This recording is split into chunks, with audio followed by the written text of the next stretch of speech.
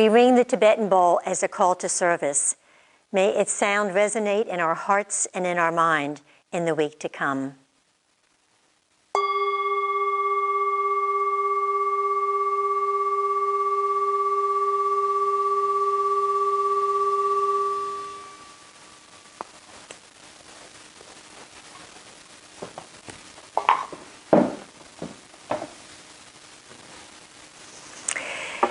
Something told the wild geese it was time to go.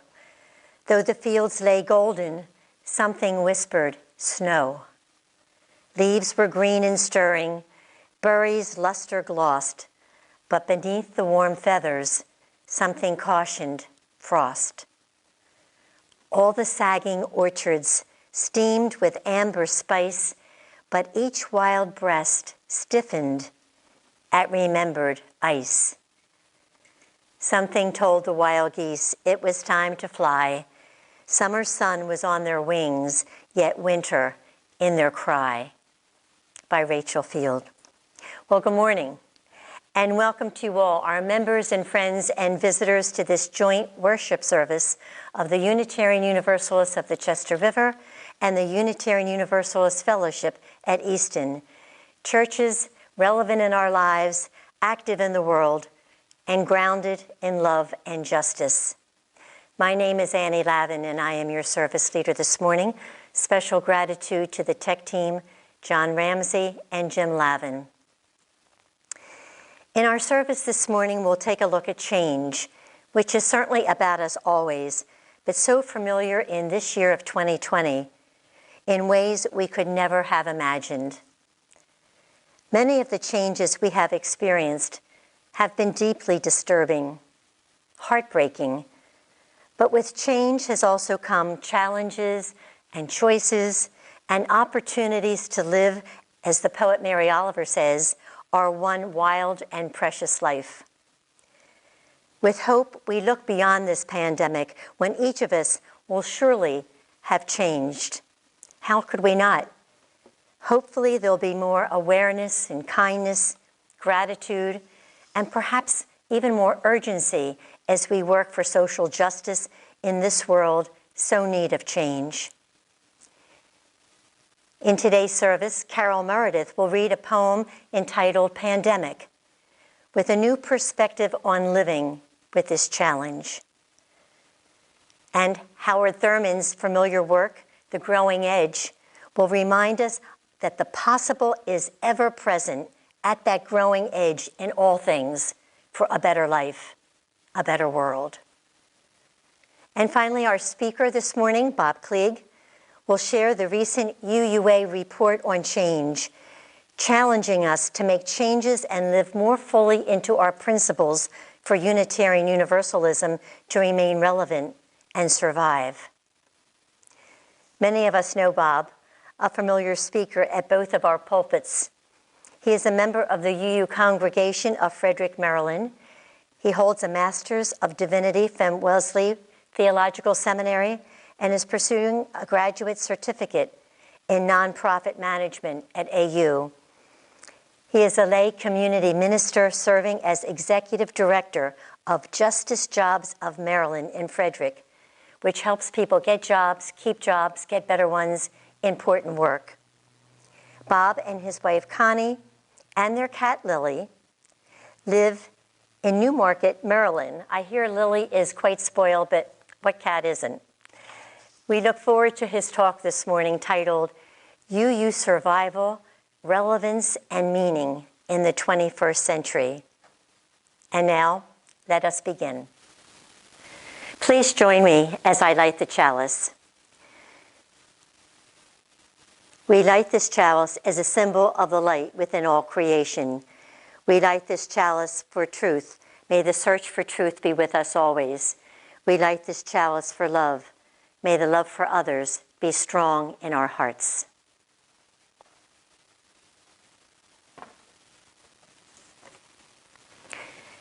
Our opening words this morning are from Howard Thurman.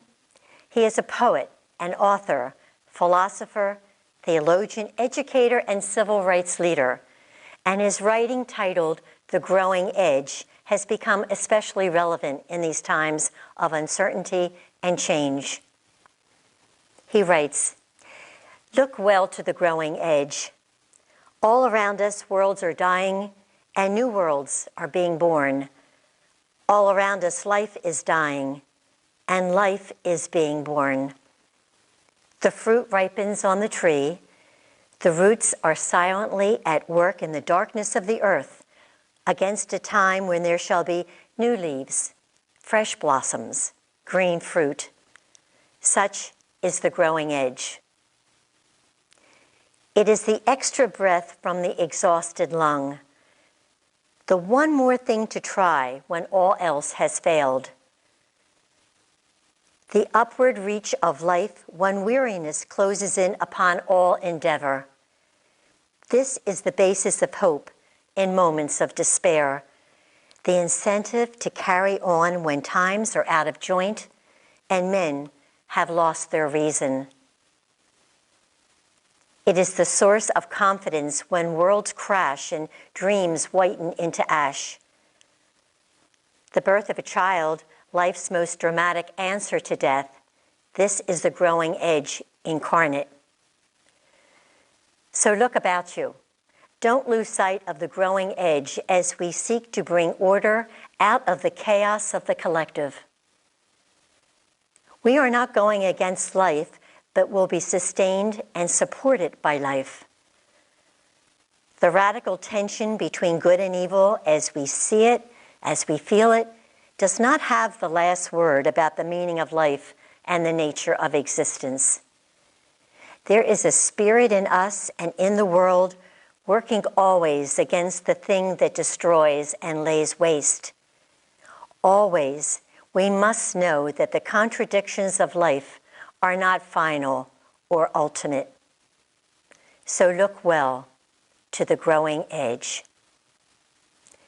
Our first hymn this morning is Morning Has Broken.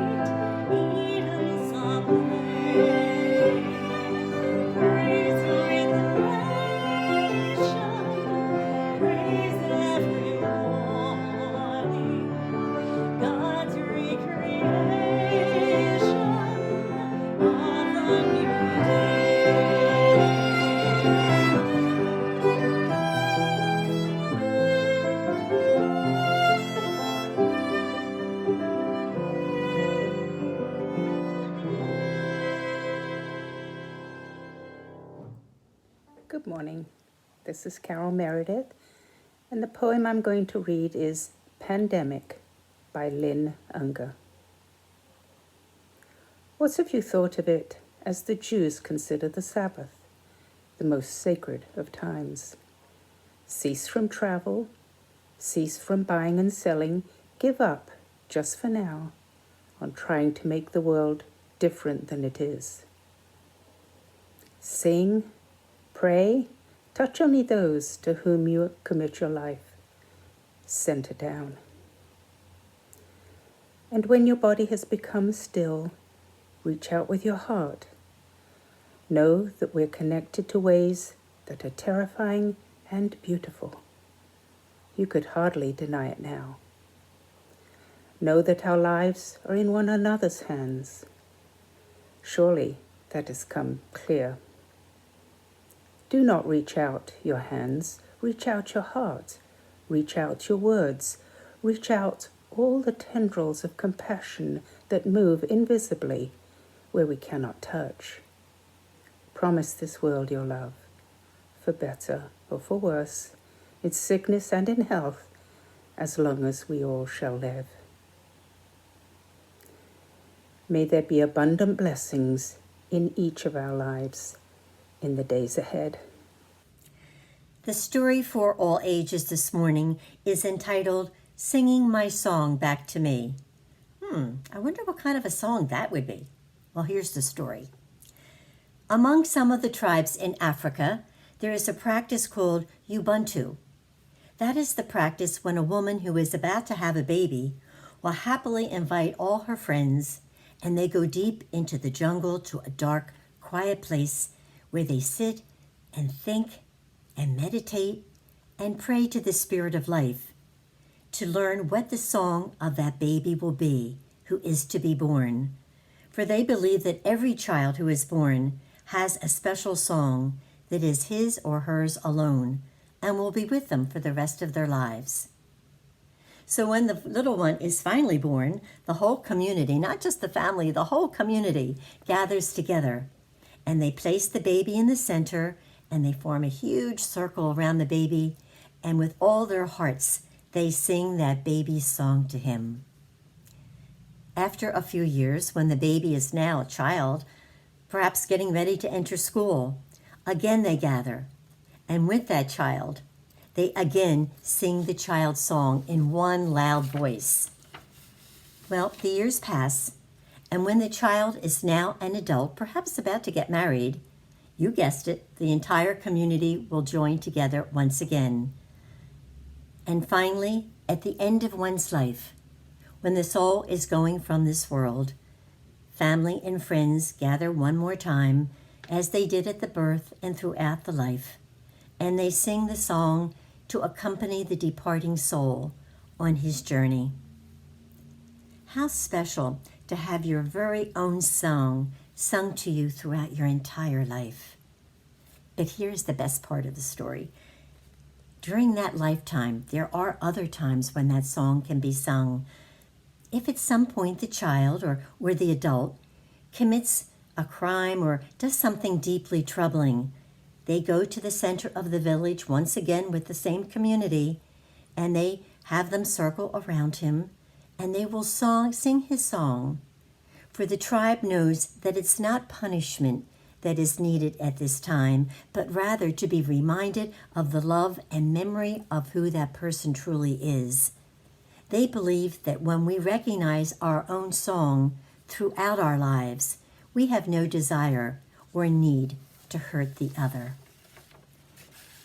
In my years as a teacher, there were so many children, little ones and not so little ones, and how I wish I had known each one's song to sing to him when he made a mistake or to reassure him of his goodness. But maybe kind and loving words are as good as a song. And that's something we can all do. For when we know someone well, we can't be fooled if they make a mistake. And we all make those mistakes. Friends and loved ones know us, and we know them. And our loving words can be our song to each other to remember our beauty, our wholeness when we feel broken, our innocence when we feel guilty, and our purpose when we're confused. we can remind each other of our worth and who we truly are, and our words will sound like a familiar song. Friend, when I stray, please sing my song back to me. When earlier this year, I sat down with the 2020 report of the Commission on Institutional Change, the nearly 200 pages of it in book form, I had largely forgotten about the disturbing specifics of the UUA hiring scandal that caused the creation of that commission 3 years ago. The Commission on Institutional Change was an ad hoc committee. It was created in June 2017 at the UU General Assembly in New Orleans for the purpose of investigating root causes of the UUA hiring scandal that culminated in the resignation of UUA President Peter Morales and many other fine leaders. That scandal started when our UUA Board of Trustees suspended its rules so that a sitting board member could apply for a paid leadership position in the southern region of the UUA. That board member, who was white, won the position over a number of highly qualified ministers of color, and that was through an informal hiring process that relied more on what was really the good old boy network than on established procedures. During the social media and public media outcry and circus, really, that followed, the bifurcated governance system of the UUA allowed the Board of Trustees and the President to move in opposite directions. And as a result, the President of the Association was not consulted or interviewed for background information when charges about the hiring decisions were made in social media. And the Board of Trustees was not involved in major financial decisions regarding severance packages, which is a concern because of their fiduciary function.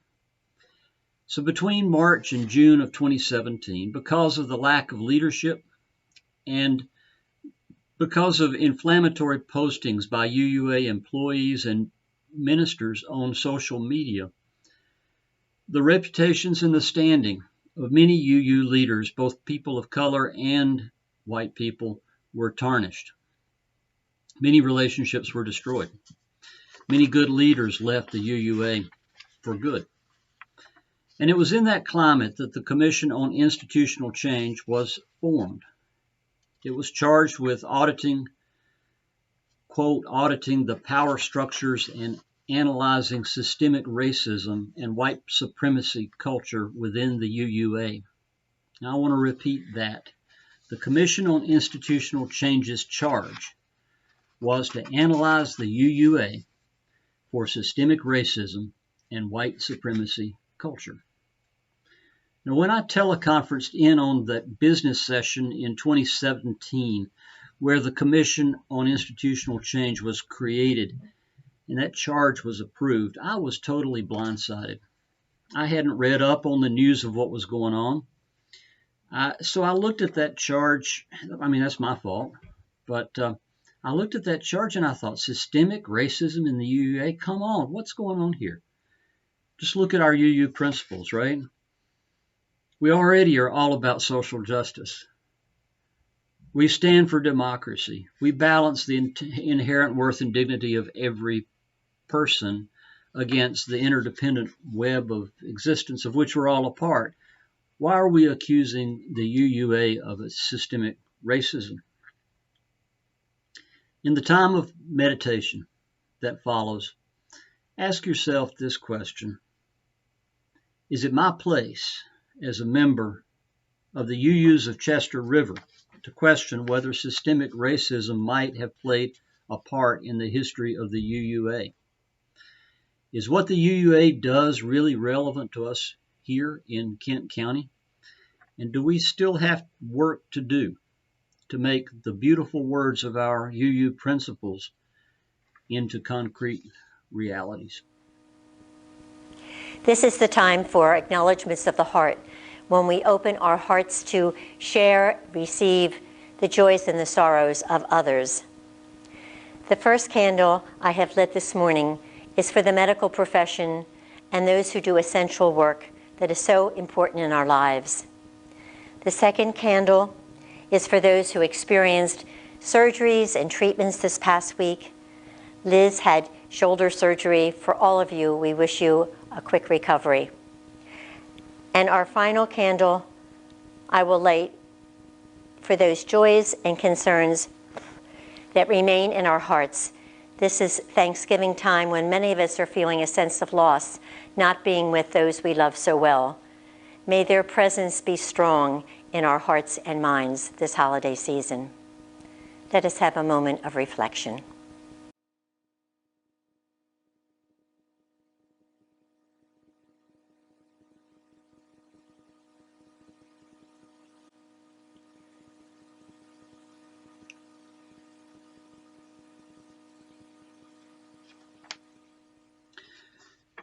The Commission on Institutional Change published its final report on systemic racism in the UUA last June under the title Widening the Circle of Concern.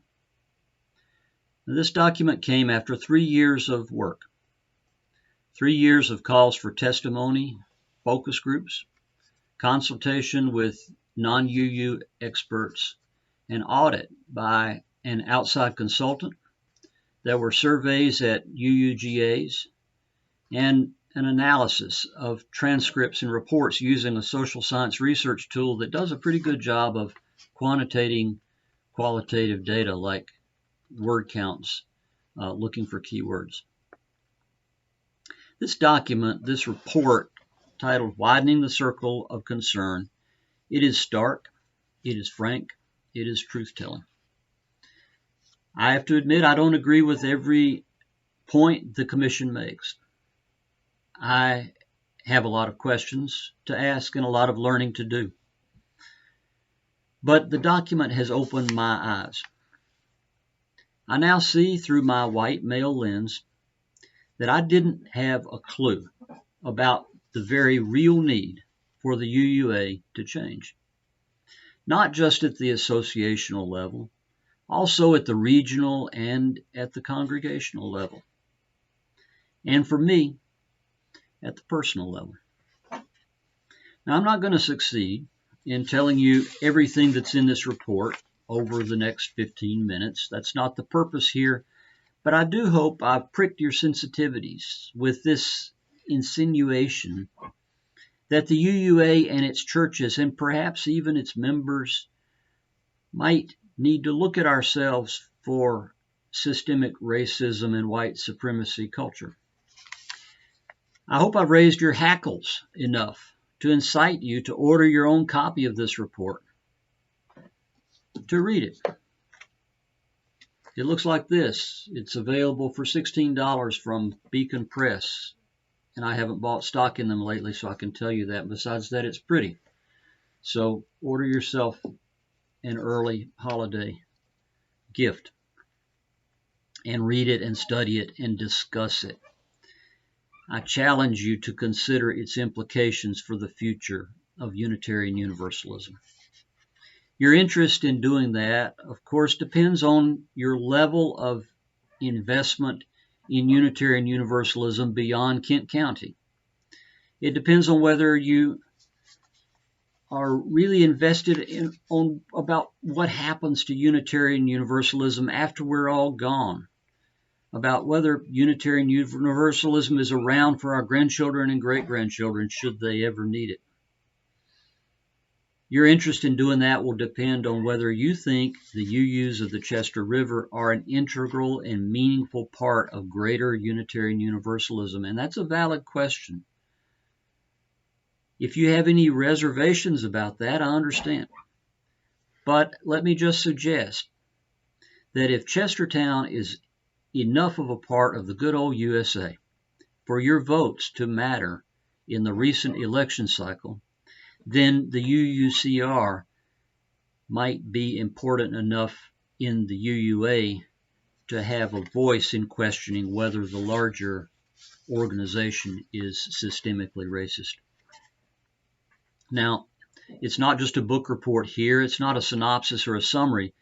This is just a teaser. So I would like to relate to you two areas where I was affected most strongly by widening the circle of concern, in the hopes that this may resonate with you and you may see that there would be some other area in this report that will be especially meaningful to you. First, one thing I got from this report was an appreciation that religious professionals of color are essential to the survival of the faith in an increasingly global and diverse world. It helped me realize that having the diversity of UU's of professionals of color is important. It's important to have those professionals of color if we're going to attract younger members and activists who generally expect cultural competency and authenticity and the mixing of mission with action. And it told me the plain facts in first-person testimony about what UU professionals of color still go through. In the last 10 years or so, a number of UU churches, especially in larger population centers, have hired UU professionals of color for leadership roles in their congregations, intentionally acting out their commitment to racial equality. In some cases, things went well for a couple of years, and then they went south. There were questions about their qualifications, comments that they were hired only as a token, regular challenges to their authority, culturally uninformed comments, and even articulated racial slurs.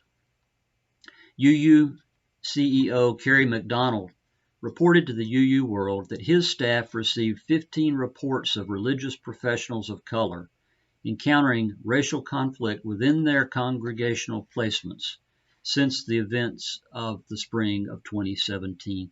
Since then, the CUIC report asserts that a number of religious professionals of color resigned under pressure or were fired, and white religious professionals who supported their fellow religious professionals of color have been maligned and even forced out of their jobs. So maybe UUs as a whole, maybe we're not as evolved as I thought we were. I had thought we were more evolved than that. I thought systemic racism was a problem in my country and in my state, and certainly in my county, but not in my church. But I was wrong. And being wrong now challenges me to question whether systemic racism is a problem in Justice Jobs of Maryland, the nonprofit that I founded and where I work. And I now see and appreciate the need for us to do a thorough audit by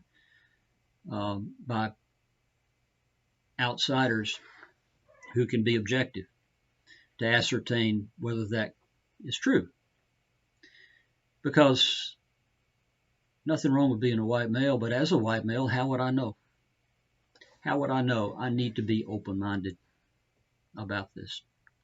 So we'll do that. Second, widening the circle is not all about racism. One point that hit me closest to home in the report was about how defunding our national youth and young adult programs has hindered our anti-oppression work.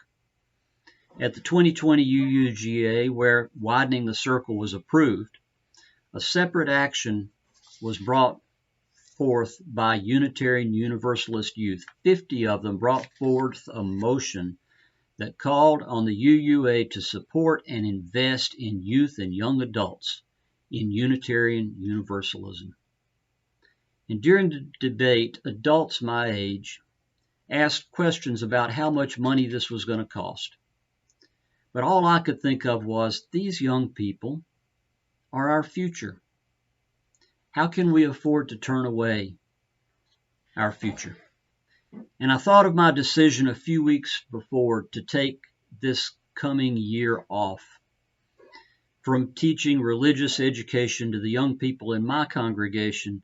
And once again, I had to admit, while listening to the challenge, to this plea from these young people, I had to admit that I was wrong. I told you when I first became aware of these issues in 2017, I asked, why should UUs be charging our national institution with systemic racism? But after studying this report, I get it. And in studying it, this document has changed me personally. After wrestling with widening the circles of concern to some degree, and I will continue to wrestle with it, I now feel responsible to support religious professionals of color by answering the report's call for more white people to work in anti-racism. The report calls for a rapid response team to intervene when employment disputes involve religious professionals of color, and I am investigating how to become a part of that.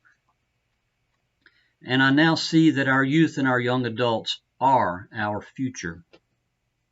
I've learned that it's not mine to decide to take a year off from providing leadership to our youth just because I'm busy or I'm tired or because I feel like I've earned it. Change. Change is what this service is all about. A change is going to come. But we have a voice and we have a choice about change. We can think small. We can think small about Unitarian Universalism, and if we think small, we will rest contentedly in our congregations and on our laurels. We will rest contentedly in Unitarian Universalist of the Chester River, or in my home church, the UU Congregation of Frederick. We can let our UU horizon be the county line or the state line. We can imagine that our lofty UU principles apply only to the four walls of our isolated, beloved communities. But to me, that sounds like a self-centered way to look at the world. If we take that view, we settle. Who wants to settle? We settle for the status quo. And if we settle for the status quo, change does not come. The alternative is we can think large about Unitarian Universalism. We can imagine that Unitarian Universalism offers a non-creedal way of making meaning that can transform individuals in many cultures. As congregations, we can grow our UU horizon to include the entire association with its diaspora of congregations that make Unitarian Universalism accessible to everyone in our society. Our UU horizon need not be just geographically broad. It can include people of other colors, other cultures, other theological perspectives and understandings. We can assert that our UU principle about a goal of world community with peace, liberty, and justice for all isn't just pretty words. That is an other-centered way of looking at the world. It's a view more likely to bring about change in society that is change for the better. Several times here, I've referred to the Commission on Institutional Change's report as a document. In the preface, the Commission cautions against the use of this word document. They write, if this report is received as nothing more than a document, that will be a travesty and a fresh source of injury to all who have participated in offering and compiling the wisdom found here. They say, we have no doubt not captured all that was shared, but we have made an attempt to capture that which was heard repeatedly, or which seems particularly important to creating systemic change. This report doesn't just diagnose problems in the UUA. It offers a host of proposals for how to fix those problems, for how to create systemic change. So don't let this sermon turn you cynical. Don't let it make you despair that Unitarian Universalism isn't all you thought it was. This sermon may tell a story that you're not familiar with, an uncomfortable one, and it may seem critical of Unitarian Universalism, but it's not about being critical. It's about growth. It's more about self-assessment and self-awareness. What are we and where do we need to go? It's about the continuing need for improvement, especially in congregations full of individual egos, each of whom has its own inherent worth, and in institutions as large as the UUA. That was Reinhold Niebuhr's central thesis in his seminal book, Moral Man and Immoral Society, back in 1932. An individual person all alone stands a chance of behaving morally. Two people are always going to cross sooner or later. And with three people, it starts getting complicated because then you've got triangulation, right? With groups of people, it's a practical world. Organizations and states and nations, and yes, even congregations. With those, the best you can hope for is continuing improvement. 2 steps forward, 1 step back. So it's okay that we're not perfect, and we'll never be perfect. And that's okay so long as we recognize the problems of early 2017 were no fluke, that they were a rerun of episodes that have recurred throughout UU history, and that we can reduce the frequency and magnitude of those recurrences in the future by working on the underlying causes now. We need to look at ourselves. As Gandhi said, if you want to change the life around you, start by changing yourself. So in this time, when many of us are largely isolated in our homes, it's the perfect moment to get yourself a copy of this year's COIC report. Read it, reflect on it, and prepare ourselves for healthier ways of being in the future. I challenge you to obtain and study this report, discuss it together, and consider ways we are called upon to continue to evolve Unitarian Universalism into a beacon for liberal religion that can light the path for society for the next 100 years. I was born by the river in a little tent.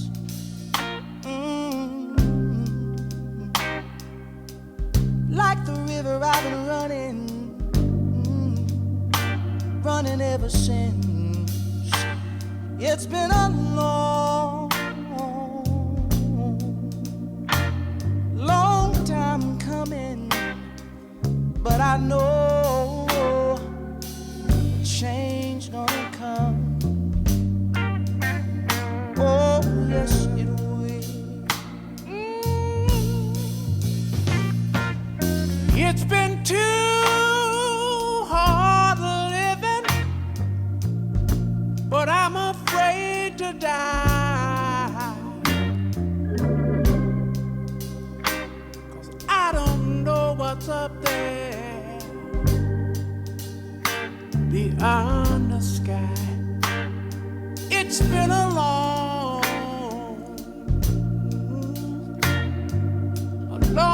time coming, but I know a change gonna come.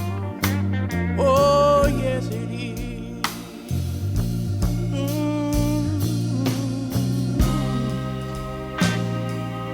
Then I go to my brother.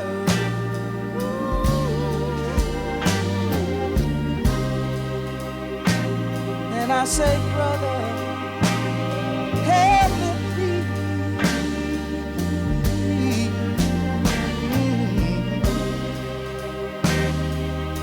But he wind up knocking back down on the knee. Oh, there've been times that I thought I couldn't last for long.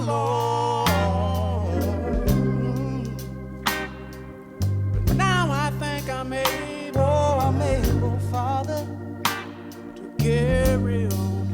And it's been a long time coming, but I know change gonna come.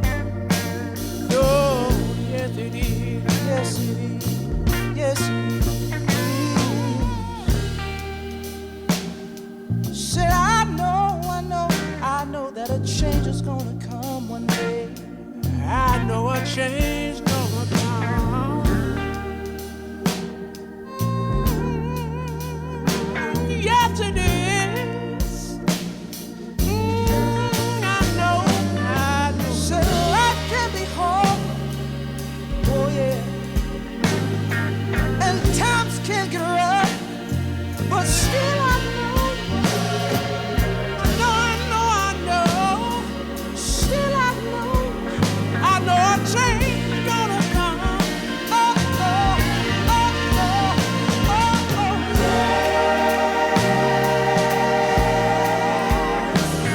It will. Yes, it will. Yes, it will. Oh, yes. It will. It will. It will.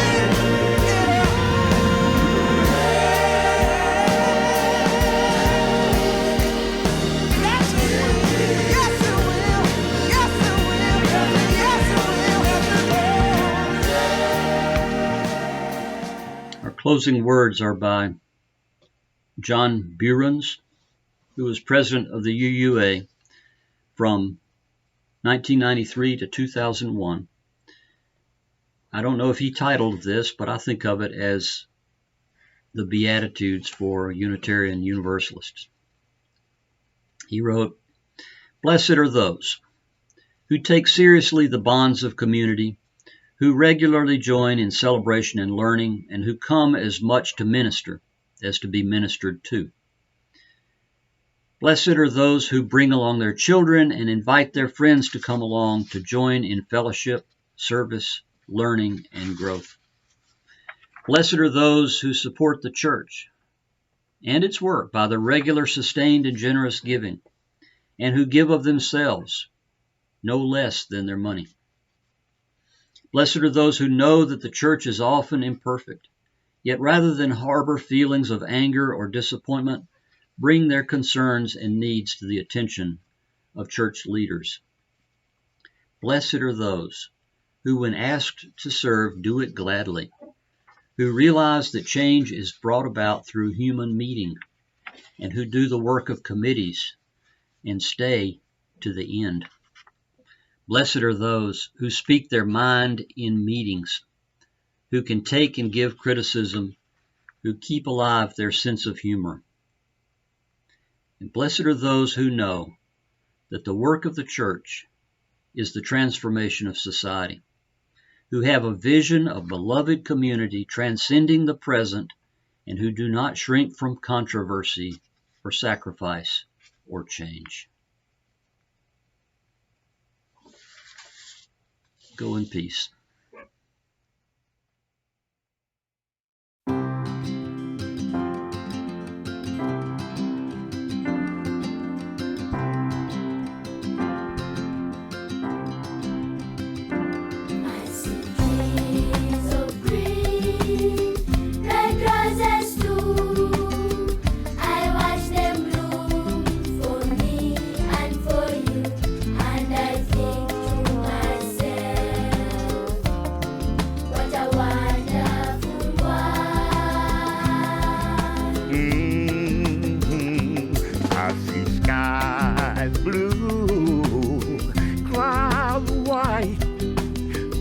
Blessed days and the dark secret night, and I think to myself, what a wonderful world.